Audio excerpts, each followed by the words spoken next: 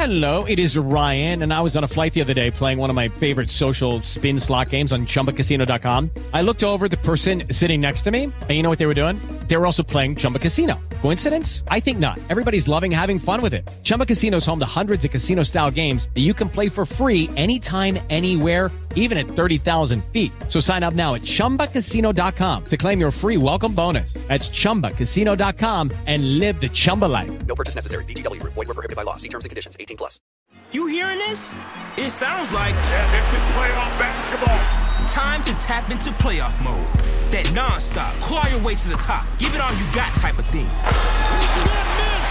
From inside the paint to outside the arena. Where did this come from? Everybody's got to get in playoff mode and stay in playoff mode. Unbelievable. Every single round. The NBA playoffs presented by Google Pixel continue on ABC, ESPN, and TNT. Hello there, it is Eric Erickson here, the Eric Erickson Show. The phone number is 877-973-7425 if you wish to be on this here program. Glad to have you with me. Now, I am awaiting the insurance commissioner of Georgia, John King, who is a brigadier general in the military. He went around the country helping the President Trump's team with COVID relief, and he has been in the military, and he is an all-around good guy. And I wanted to get him on the program, if I could today, to talk about what's happening with the COVID relief program, or with the bailout program in the country. And so now, if he will give me a minute here, I have him on, but believe it or not, we're having technical issues. And with my technical issues here, I'm trying to route him and see if I can get him. Commissioner King, are you there? Well, we're having all these technical issues today, so that's part of the problem with trying to get the commissioner on. Commissioner King, I am trying to get you connected into my call screening board. We're having all sorts of technical problems here right now. Let me see if I can figure out exactly how I'm supposed to be doing this so that the audience can actually hear our conversation. You know what? Give me just a minute, and I am going to call you right back. All right, let's see, folks. Sorry about this, y'all. This is just one of those issues where we're trying on the fly to try to make this work, and we're just having technical issues with the nope, this isn't going to work. All right, so Philip, just let them know that we're having technical issues on our end, and we're going to try to get it fixed so we can get the commissioner to call in. It's not his fault. We had a gremlin hit the system yesterday, and we've been sorting it out. Now, let me move on while we're getting this sorted out, because a lot of you have asked where the Biden administration is getting the authority to do this bailout. I want you to know up front that the legality of the situation is dubious.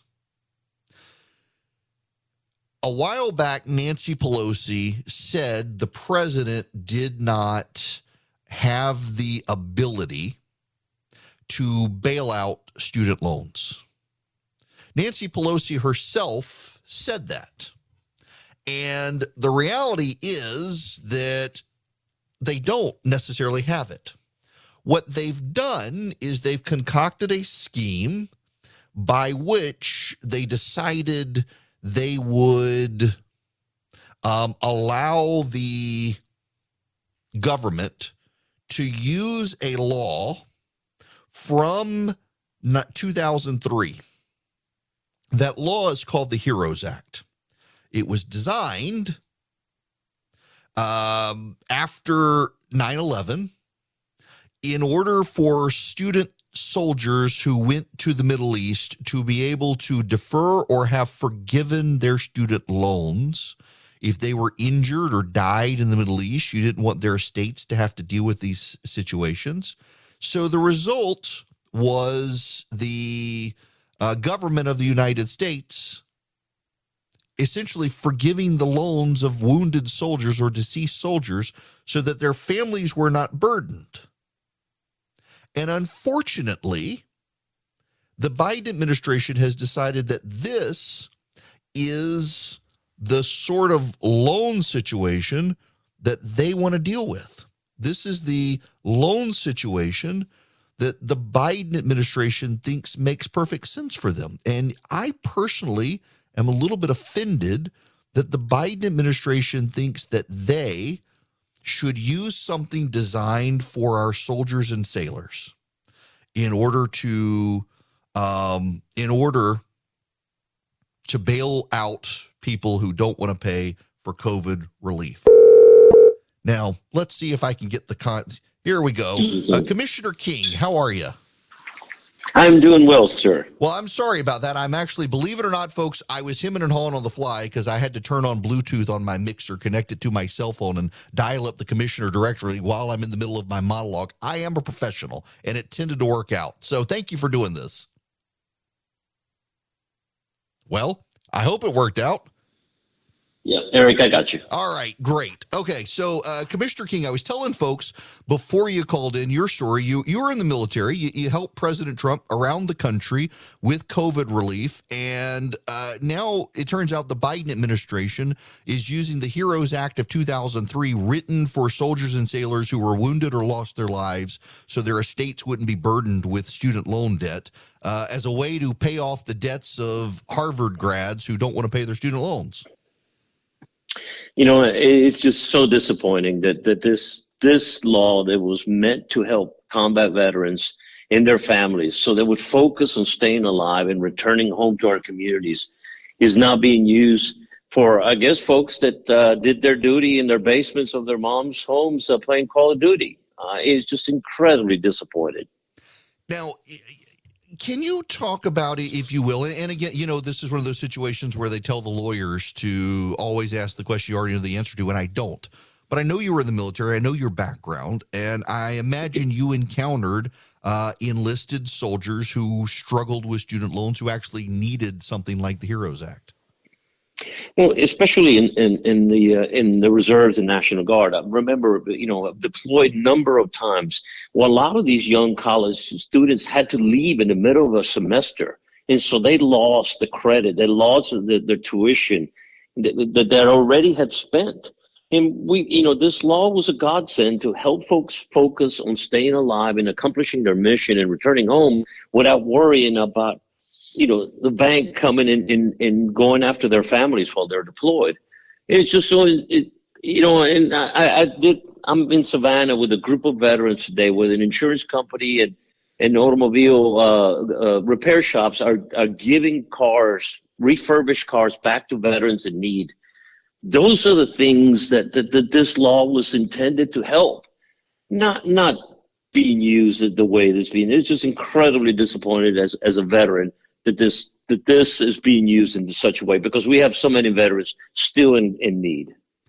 Yeah, there really are. Okay, so now I'm going to get distracted here because let's talk a little more about what you're doing here in Savannah with used cars and stuff. There are, I know, in fact, I have encountered recently a nonprofit group that's been helping a lot of veterans who have come back to the country. They've been struggling with PTSD and other issues, and a lot of them having trouble finding work or keeping work right now. And so you're with folks trying to get some cars for veterans? Yes, as a group, you know, one of the insurance companies, you know, is gotten together with automobile repair shops. And so it's an association of folks of major repair shops that are getting cars that have been totaled out. They're rebuilding and repairing them, and then finding veterans in need and giving those cars so that they have now the means to get to work, to take care of their families. It's something incredibly worthy that I'm very proud that I was invited to witness. One of the organizations here in Savannah, my Veterans Place, led by a fantastic sergeant major that I've served with in Afghanistan and Iraq, and so it's something that is worthy of the use of the HEROES Act. That is remarkable, and I gotta So Rich McCormick, who I think you know, he's going to be the congressman from the 6th Congressional District, he sent out a statement last night and said, if you want the government to take care of your college bills, you should join the military like he did. And I imagine you've got a similar sentiment. We definitely do. I mean, Rich is an incredible individual, an accomplished surgeon, a pilot, and he is definitely taking care of many of our soldiers out there. And there's a way through service to get those kind of benefits. I mean, a friend of mine texted me and said, I got my college, my college loan, forgiven in Afghanistan.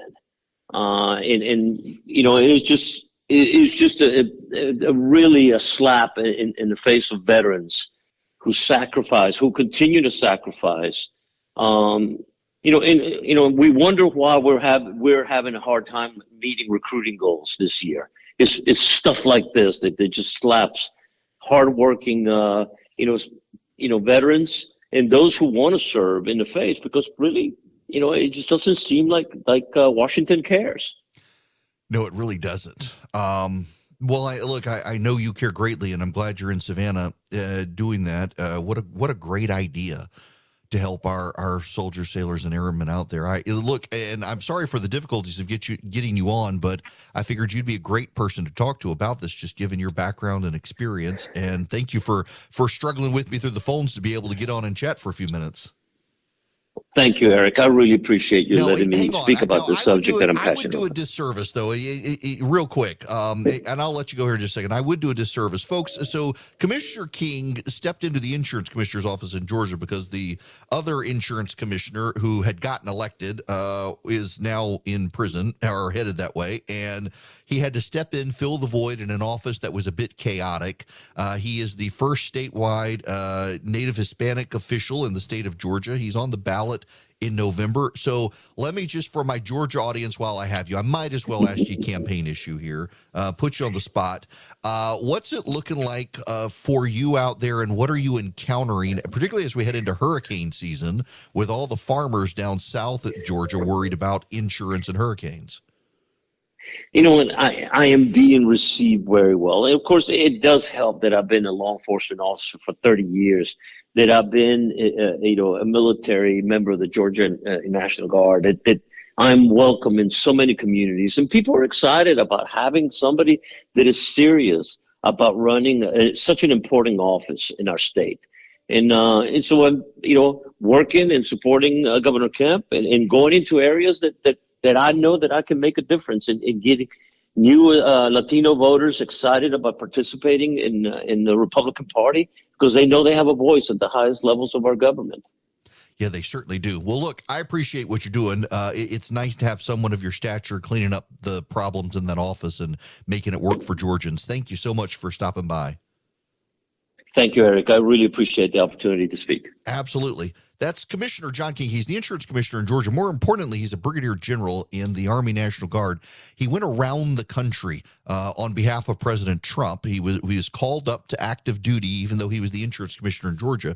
Had to go to Navajo reservations, had to go to New Orleans, had to go up to New Jersey, and was helping build emergency spillover facilities for emergency rooms in the country during COVID, and then helped get the supply lines sorted out in Georgia so Governor Kemp could reopen the state. It actually is not a small step to say that, or it is just a small step, not a big step to say that Commissioner King was one of the people responsible for the state of Georgia being able to open so quickly in 2020 when the governor was ready to open, because he essentially was put in charge of manning the supply chains between hospitals for ventilators and supplies, because that's what he did for the military.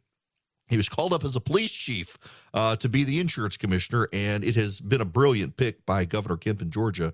But also, he spent time in the Middle East fighting for this country, dealing with the enlisted in the National Guard, seeing their struggles with student loans. It should offend your sensibilities, I think, that the President of the United States has chosen to use the HEROES Act of 2003 in order to let Harvard lawyers who never served a day in the military pay off their student loans in the name of a COVID emergency. in August of 2022, that should offend your sensibilities, that you will now pay off the debts of Harvard grads and Harvard law grads who never served in the military, have never served their country, but there's a supposed COVID emergency. It's infuriating. Now, I want you to text the word FIGHT to 52886. If you're in Georgia, you should know I'm getting text messages and emails from listeners saying that John Ossoff and Raphael Warnock have turned their phones off. Too many of you are calling. Keep calling. Text the word FIGHT to 52886. I will send you back a link to my action center. If you put in your name, address, phone number, and email, you'll be able to generate an email to your members of Congress and also call them. Wherever you are in the nation at this moment, listening to me, you will be able to call your member of Congress and your 2 senators and tell them this is offensive and you should not be on the hook for the debts of others. Text the word FIGHT to 52886. Everybody asked me about Boll and Branch sheets. I actually put up a picture the other day. We got some at our house because we order from them. We actually are customers. They're like, oh my gosh, are they really that good? Yes, they get softer every single time you wash them. I mean, they use 100% organic cotton threads. They're super soft. You get such a good sleep. They have just the great weight to them. Like I had a pair of sheets we actually threw away when we replaced them with Boll and Branch, where they were just like too light and also not very soft. The Boll and Branch, they're perfect. The drape across your body when you sleep, absolutely perfect. Boll and Branch uses the highest quality threads on earth for superior softness, for a better night's sleep. They've got over 10,000 stellar reviews. Their signature sheets come in 9 neutral colors in all sizes from twin to California King. You will feel the difference. And they're 100% free from toxins, no pesticides, no formaldehyde, no harsh chemicals. Get 15% off your first set of sheets when you use promo code ERIC, ERICK, at bollandbranch.com. That's Boll and Branch, BOLLAND branch.com. The promo code is ERIC, ERICK. That's the list. Army to 33777. You can sign up to be an activist. So like this morning, if you were in the Army of Activists because you texted Army to 33777, you would get an email this morning with the direct link to call your member of Congress and tell them you're mad about what's going on. Got a lot of people listening in Washington State and Oregon right now who are texting the word FIGHT to 52886. They may be listening live or they may be on the Army of Activists list. I know I'm sending you a lot of different stuff to text, but it's how I like to empower you and have you be someone. One of my great frustrations, Rush and I were dear friends. And I don't say that lightly, and I know people like to drop his name. He got me into radio. I would not have done this but for his encouragement. He found me my agent. He let me pick his brain on all sorts of stuff. We had a disagreement, though, but he gave me some great advice. I'm an activist at heart, and he said my job is just to entertain, to keep people company. And I totally agree. The number one job in radio is actually to entertain people. It's not to save the world. It's not to pick a political fight. You got to keep people company. You got to keep them entertained. You got to keep them informed. But I always thought, you know what? I would love to fire up the phones and have, if I've got millions of people listening, turn them into activists. And I understood why he didn't. He had 20 million listeners. And he told me if he did that, he would be bombarded by all the people who knew how to get a hold of him saying, my issue next, my issue next. And I totally get that now. Oh my gosh, do I get that now? And so I don't allow people to solicit. And the rule of thumb is generally for me that if you call me and say, hey, this should be the issue on which you should mobilize the Army of Activists, that's the issue that's not going to get mobilized as an incentive to not bother me about this one. But this one just infuriates me in so many ways because I just find it to be morally repugnant. It is morally repugnant to me that you take the HEROES Act of 2003 designed to help our veterans and you use that to help the Harvard law grad who right out of law school is making $100,000 a year and has never served his country. It's morally repugnant. It's morally repugnant for the 50-year-old electrician who make $75,000 a year to pay for that. And by the way, for those of you who say, well, what about the guy who's only making $35,000? The data is out there from the Wharton School of Business at the University of Pennsylvania. It's not a conservative think tank. That over 60% of the people who are going to benefit from this make $75,000 or more. And of those, over 50% make over $90,000 or more. So the majority, 60% of the people who will benefit, make over $75,000 a year. That's who will benefit. And by the way, half of the people who will benefit have graduate degrees, and you're paying their graduate debt, not their undergraduate debt. And 85% of Americans will not have any benefit from this. That, to me, is morally repugnant. Only 15% of Americans will. Overwhelmingly white, overwhelmingly Democrat. And that's exactly why this is happening. As black and Hispanic voters move to the GOP, Biden's got to get as many white college-educated voters to come vote for him. Hello there. It is Eric Erickson here across the nation. Unfortunately, the gremlins are involved, so I can't take your calls right now, but we will work on that. So I got to say something real quick to Chris, who is manning the board at WSB. Yes, Chris, I'm talking to you in there. I was going to just call you and thank you. So my board op got COVID.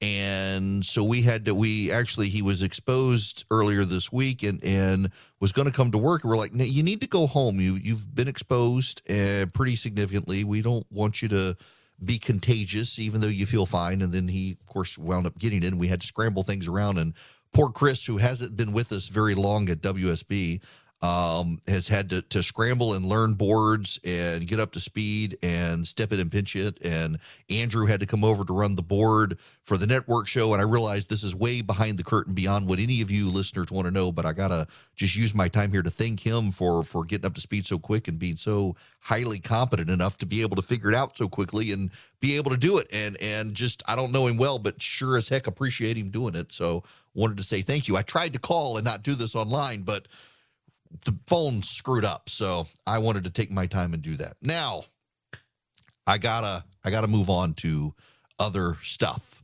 but I gotta play you. This is the most profound thing to me, and this should probably be the warning sign of the problem.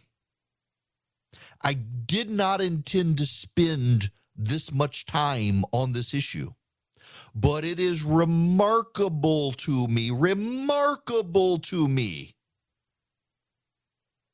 that even at MSNBC on the news shows, not the propaganda shows like that Joy Reid idiot, but on the news shows, they're overwhelmingly critical of this as bad for the economy. And this is one of the things they played this morning on Morning Joe on MSNBC. Listen to this. Well, there are economic, there are moral, even legal arguments against forgiving student debt in this way. Last year, even Speaker Nancy Pelosi said the President of the United States does not have the authority to cancel debt. People think that the President of the United States has the power for debt forgiveness. He does not. He can postpone, he can delay, but he does not have that power. That has to be an act of Congress. That was in July of last year. A former top lawyer at the Department of Education under Barack Obama telling the Wall Street Journal it is, quote, doubtful the courts will let this stand. On the economic front, former Treasury Secretary Larry Summers, among many, arguing canceling student debt will increase inflation by encouraging colleges to raise tuition. And a former economic advisor for President Obama tweeted this, quote, pouring roughly $500 billion of gasoline on the inflationary fire that is already burning is reckless. The Wall Street Journal editorial board calls it a moral hazard, writing in part, those who will pay for this write-off are the tens of millions of Americans who didn't go to college or repaid their debt or skimped and saved to pay for college or chose lower-cost schools to avoid a debt trap. This is a college graduate bailout paid for by plumbers and FedEx drivers. According to the latest census, fewer than half of American adults hold a college degree.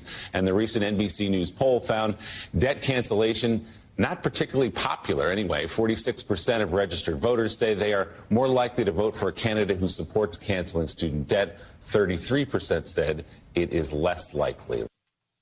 Oh, yeah, not super popular. That's MSNBC. That's MSNBC. This is, again, I played you one clip by Steve Ratner. Here's one more clip from Steve Ratner on MSNBC. Well, first of all, Willie, it'd be difficult to overstate the vastness of this program. This is a huge amount of money that is going to change hands in basically one fell swoop of the president's pen. There aren't yet estimates, real good estimates of what the cost will be, but let's call it something in the $500 billion range. That is pure increase in the deficit and costs of the federal government, and that's roughly twice the size of the amount of deficit reduction that was in the Manchin-Schumer bill that was just passed. In terms of the size of the spending in the Manchin-Schumer bill, this is larger. It's the largest, I believe, amount of money ever dispersed by an executive order. And so we just have to really kind of gasp a little bit at the scale of all this. In terms of the economy, yes, it is going to nudge us to the inflationary side. You saw the Larry Summers and the Jason Furman quotes that you just put up. I would say that would not to me be a deal breaker. It's not ideal. We don't want to be increasing inflation or inflationary pressures at this point in time.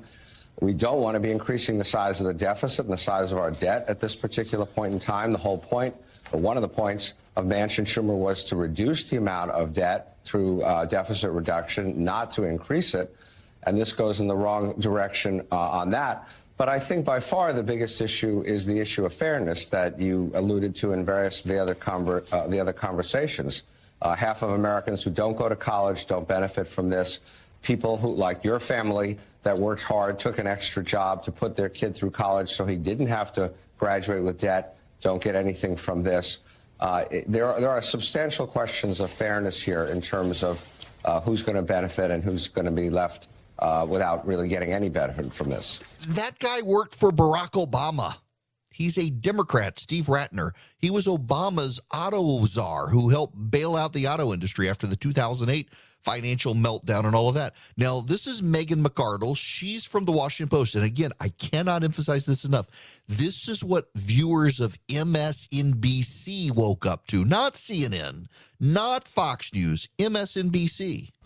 Look, I agree with Mr. Ratner. There are a lot of reasons that this is problematic. It causes fairness problems for people who worked hard to pay off their debt or to put their kids through school without debt. But it also is going to create pressure for future such bailouts. You know, you look at the people who are enrolling in college next year, right? They are getting the reduction to a 5% rate on their income-based repayment, but they're not getting the $10,000. And they're going to look at that and say, look, tuition's still going up. Why? This is unfair. And they're going to say to the administration, what about me?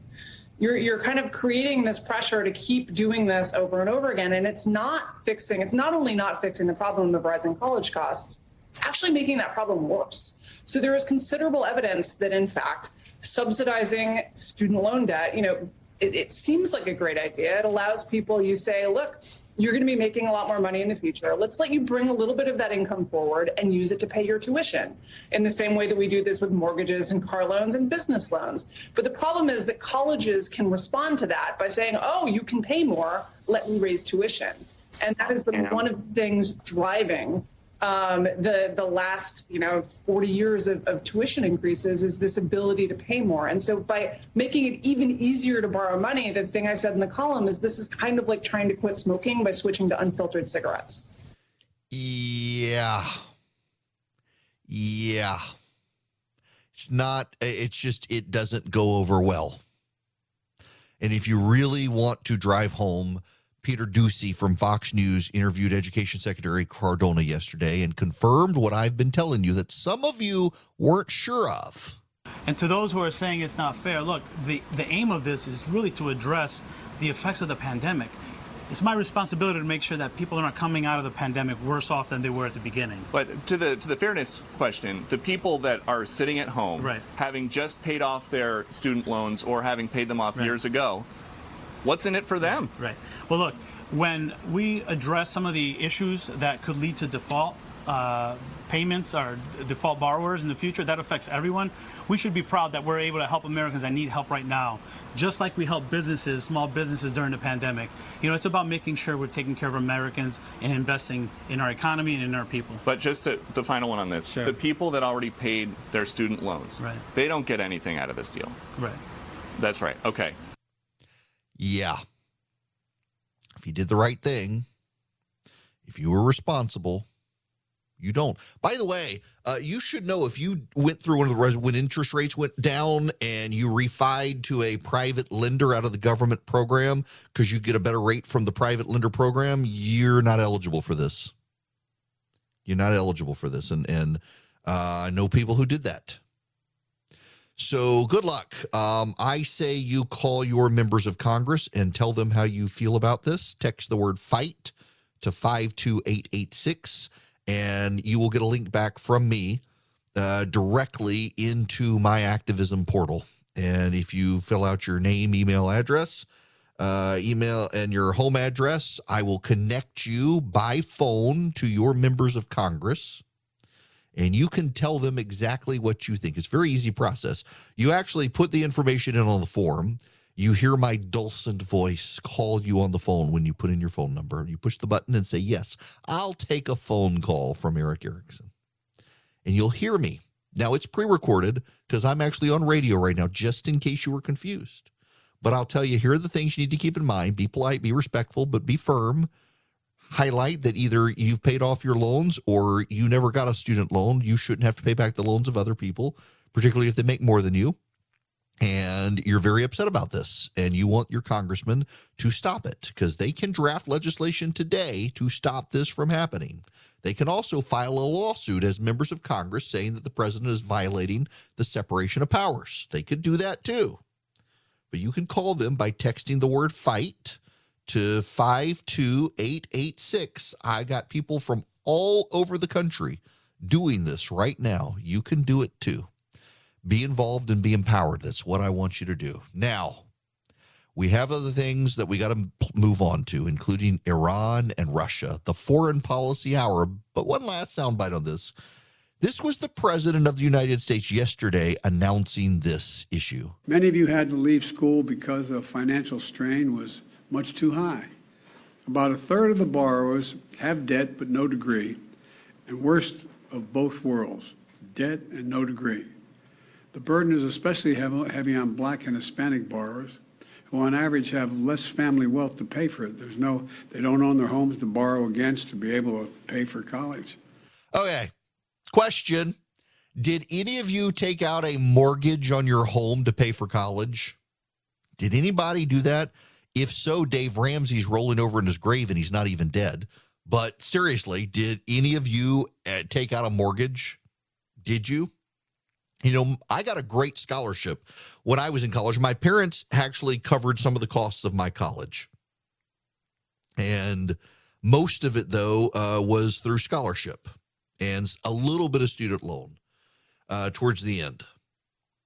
I had great grades. I got to law school, but 100% of my law school, I took out student loans for. My parents didn't pay a penny of law school. They did help me with a car, stuff like that, but they didn't pay for the law school bill. They paid part of my college. They didn't take out a mortgage on their home to do it. I don't know anyone who did. And if you've done so, you should not have done that. It's not a wise thing to do. And for Joe Biden to say Black and Hispanic people didn't do that, good. I don't know any white person who did either. It's just bizarre to me that this is something he would say. I'm befuddled by this whole thing. I'm genuinely befuddled by this comparison from the president of the United States. Does he think people actually take out mortgages on their homes to go to college? Typically, they don't have homes when they're on their way to college, and the parents of kids going to college don't take out loans on their homes to pay for their kids to go to college. It's not a responsible thing to do. This is just weird stuff, y'all. It's just weird stuff that he's saying. It's weird policy. And I've got friends of mine on the right, you should know, friends of mine on the right who disagree with me, but I think there will be a backlash to this. The Democrats actually did get some real momentum out of abortion in certain parts of the country. But I think this kind of offsets that. I think there will be real rage if the Republicans focus on this and not on the stupid Mar-a-Lago raid. Now, before I go further, I must tell you about the Eden Pure thunderstorm. Now, I had somebody email me. I think my team said they got an email from somebody about the Eden Pure thunderstorm. When you go to EdenPureDeals.com, listen, you can go to EdenPure.com, but don't do that if you want the deal. If you want the deal, you go to EdenPureDeals.com. On the very front page of that website, you are asked to put in a discount code, and you can put in Eric3, EdenPureDeals.com. When the site comes up, there's a box, and it says, put in your radio show host code, and you put in Eric3, ERICK3. And you will get 3 Eden Pure thunderstorms for less than $200. So Eric 3. Now, somebody, apparently I'm being told, actually ordered 4 of them. It's 3 of them you get for less than $200. And you get free shipping. You're saving $200. You get 3 of them. One for your upstairs, one for your downstairs, one for your suitcase like I do if I'm traveling, because it wipes out odors. It doesn't mask an odor. It wipes out the odors. You can get 3 Eden Pure Oxy Leaf 2 Thunderstorm 3-pack. You can get 3 of them for less than $200. You go to EdenPureDeals.com. You put in the discount code ERICK3, ERICK3. They really do work at wiping out odors. I use them. You can too. EdenPureDeals.com. ERICK3 is your discount code. Well connected and well respected. It's Eric Erickson, live every weekday. Yep, you should text SHOW to 33777 so that you can sign up. The bottom link will be to the show notes email, and you can sign up for it.